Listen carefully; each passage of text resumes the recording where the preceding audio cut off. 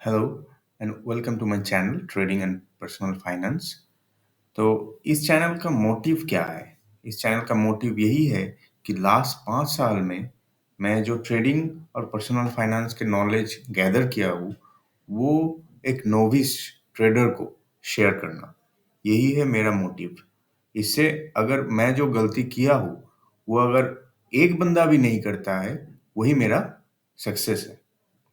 तो अब मैं पर्सनल फाइनेंस को ट्रेडिंग से पहले क्यों रखता हूँ?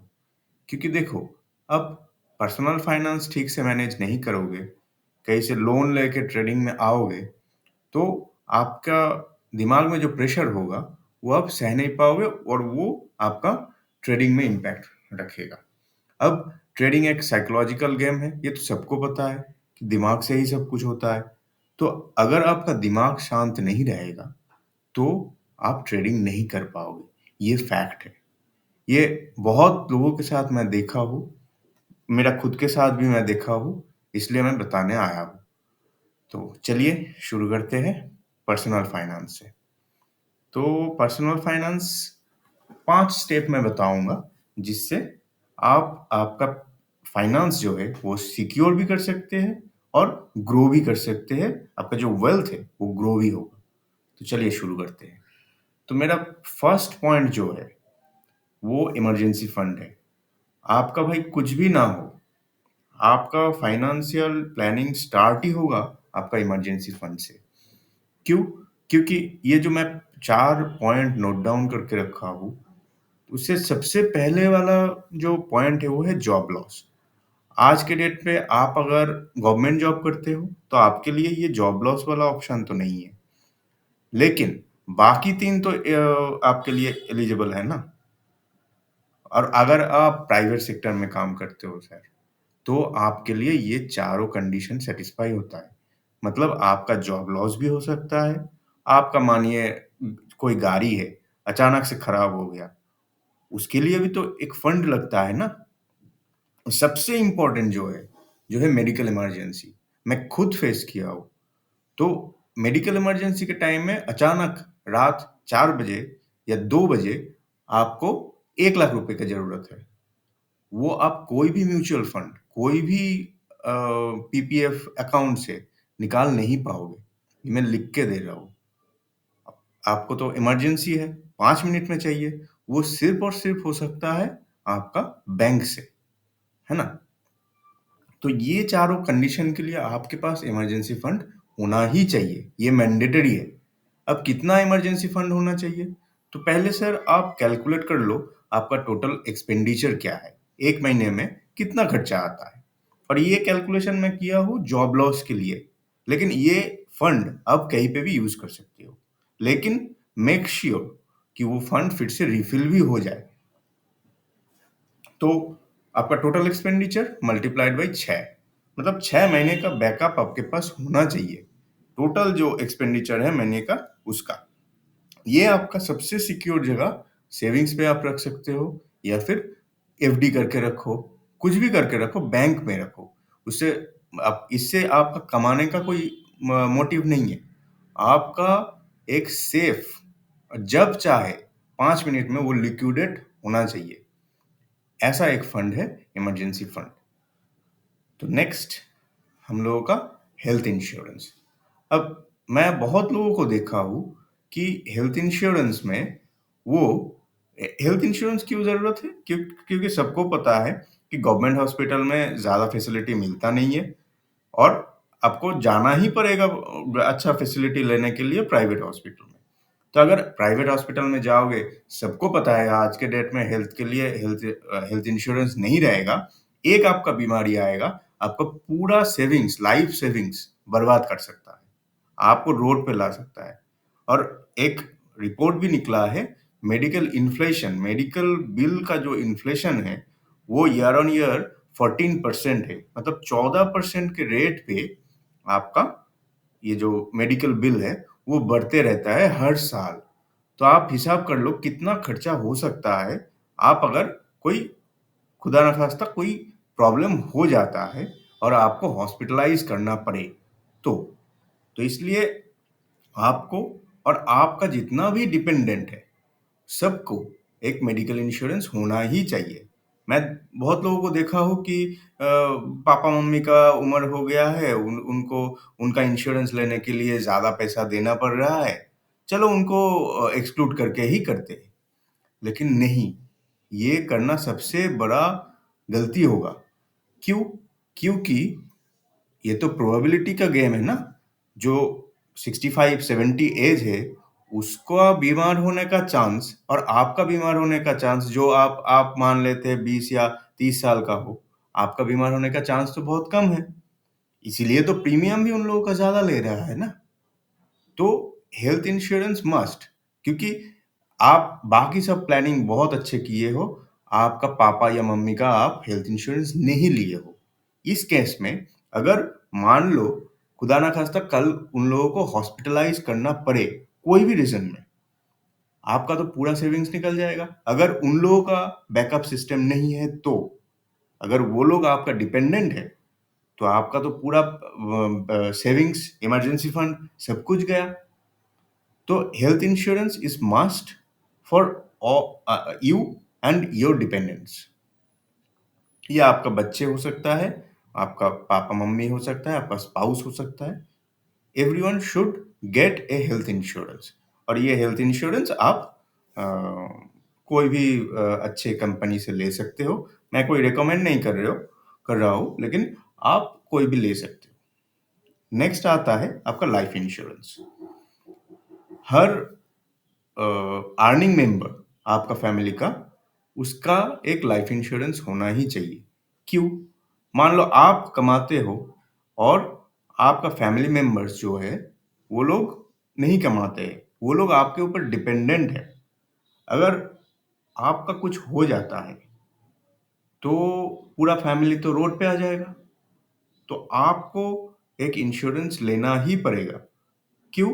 क्योंकि आपको फ्यूचर के लिए सोचना पड़ेगा, आपके फैमिली के लिए। अगर आप अपने फैमिली के लिए सोचते हो, तो एक लाइफ इंश्योरेंस आपको लेना ही पड़ेगा। लेना बहुत ही ज़रूरी है। अब लाइफ इंश्योरेंस का मतलब ऐसा नहीं है कि life insurance corporation of India की बात मैं बोल रहा हूँ। मैं बोल रहा हूँ टर्म इंश्योरेंस, जो कि बहुत ही सस्ता होता है, और ये जितना जल्दी आप स्टार्ट करोगे उम्र में, उतना ही बेटर है। ताकि आपका फैमिली का सिक्योरिटी के लिए ये बहुत ही इम्पोर्टेंट है। ठीक है, नेक्स्ट स्टेप क्या है? ये नॉर्मली बहुत कम लोग बोलते हैं कि ये इन्वेस्टमेंट और पर्सनल फाइनेंस में ये क्यों डाले, follow good diet and workout. क्यों? क्योंकि आप अगर गुड डाइट फॉलो करोगे और वर्कआउट करोगे, तभी ना आपका लाइफ स्पैन बढ़ेगा। अगर आपका लाइफ स्पैन छोटा है, तो आप कितना भी प्लानिंग कर लो और कितना भी कमा लो, वो ग्रो नहीं हो सकता है ना? तो आप ज़्यादा दिन जिंदा रहोगे, तब ना ज़्यादा कमाओगे, तब ना आपका वेल्थ क्रिएट होगा। और ज़्यादा वेल्थ क्रिएट होगा तब ना आप ट्रेडिंग में आओगे। नहीं तो 1000 रुपए का अकाउंट में रख के आप ट्रेडिंग नहीं कर पाओगे। कर पाओगे, क्यों नहीं कर पाओगे? आपके पास मोबाइल में ऐप है, आप बाई सेल तो कर ही सकते हो, लेकिन उससे वेल्थ कुछ जनरेट नहीं होगा। इसलिए आपको जिंदा रहना और फिट रहना, ये मेंटली और फिजिकली दोनों साइड से फिट रहना पड़ेगा। तब जाके आप ज़्यादा कमाओगे, है ना?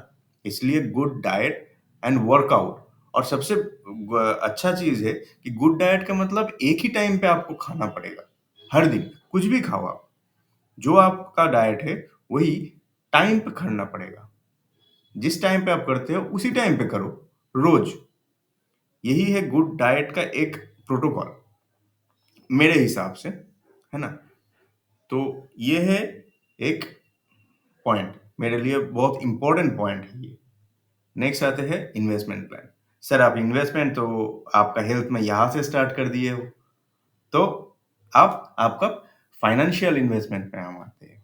तो फाइनेंशियल इन्वेस्टमेंट का, देखिए, मैं ये रूल फॉलो करता हूँ कि 40% आपका जो कमाई है, उसका सेविंग्स करना ही पड़ेगा। क्यों? क्यों? अगर आप प्राइवेट में जॉब करते हो या फिर आप गवर्नमेंट जॉब भी करते हो, आपका अगर पेंशन नहीं है, तो आपके ऊपर एक सबसे बड़ा लायबिलिटी ये है कि आपको पेंशन मतलब आफ्टर रिटायरमेंट आपको खुद का खर्चा चलाना ही पड़ेगा, है ना? आपका प्लस आपका फैमिली, आपका वाइफ होगा। तो ये जो खर्चा है ये अब इन्फ्लेशन है 5 से 7% का, उसको आपको कंसीडर करना पड़ेगा। तो एक लंबा-सा, एक मोटा-सा अमाउंट आपको सेव करना ही पड़ेगा फॉर योर रिटायरमेंट। अब रिटायरमेंट के अलावा क्या-क्या है? और भी कुछ है, मतलब जैसे कि आपको घर लेना है, गाड़ी लेना है, आपको बच्चे का पढ़ाई है। ये 3 मेजर इन्वेस्टमेंट मतलब मेजर पैसा खर्चे करने वाला आपका इंस्ट्रूमेंट हो गया, है ना? तो 50% आप नीड्स में मतलब डेली का राशन हो गया, आपका बच्चा अगर स्कूल में जाता है, स्कूल का फीस हो गया, आपका पेट्रोल का बिल हो गया, यूटिलिटीज़ बिल हो गया, ये सब मिला के 50% में आपको खत्म करना ही है। और 10% मैं रखा हूँ वांट्स के लिए। वांट्स मतलब आपको लगता है कि हाँ, ये जो ट्रिप मतलब साल में 1 बार ट्रिप में जाना चाहिए, घूमना चाहिए, तो 10% आप वो उसके लिए सेव करोगे। अब कैसे-कैसे अच्छा अब आपको गोल सेट करना पड़ेगा। गोल 3 टाइप का होता है, long term goal, mid term goal और शॉर्ट टर्म गोल। तो लॉन्ग टर्म गोल क्या है? 5 साल के ऊपर जो है सब कुछ लॉन्ग टर्म गोल है। जैसे कि आप 5 साल बाद एक घर खरीदना चाहते हो या गाड़ी खरीदना चाहते हो, ये आपका लॉन्ग टर्म गोल है। उसके बाद mid term goal. Mid term goal क्या है? 5 साल से नीचे और 1 साल से ऊपर जो है, सब कुछ मिड टर्म होता है। जैसे कि आपको 2 साल बाद एक आईफ़ोन लेना है, ये आपका मिड टर्म गोल है। और शॉर्ट टर्म गोल क्या है? शॉर्ट टर्म गोल मतलब आपको कल को राशन लाना है या फिर नेक्स्ट मंथ को आपको एक मोबाइल फ़ोन खरीदना ही है, नहीं तो आपका ये मोबाइल फ़ोन चल नहीं रहा है, हैंग कर रहा है। कोई भी हो सकता है आपका, वो है आपका शॉर्ट टर्म गोल। अब इसको कैसे आप इन्वेस्ट करोगे? ये सबसे इम्पोर्टेंट चीज़ है। अब कोई भी लॉन्ग टर्म गोल हो आपका, तो उसके लिए आप इक्विटी को प्रेफ़र कर सकते हो, है ना? कोई भी इक्विटी म्यूचुअल फंड के थ्रू हो या फिर डायरेक्ट स्टॉक में हो, ये आप कर सकते हो। अगर आपका गोल मिड टर्म है, जैसे कि आपको 2 साल बाद मान लीजिए कोई अच्छा वैकेशन प्लानिंग करना है 2 साल बाद, उसके लिए आप मिड टर्म में जाओगे। मिड टर्म के लिए आप कहाँ पे डालोगे पैसा? मिड टर्म के लिए आप कॉम्बिनेशन कर सकते हो। कुछ पैसा सेफ इक्विटी मतलब इक्विटी में भी 3 डिफरेंट टाइप का सेगमेंट होता है। तो जो सबसे सेफ वाला पार्ट है, उस पार्ट में 1 पार्ट रखें और 2 पार्ट आप रखें आपका डेट इंस्ट्रूमेंट पे।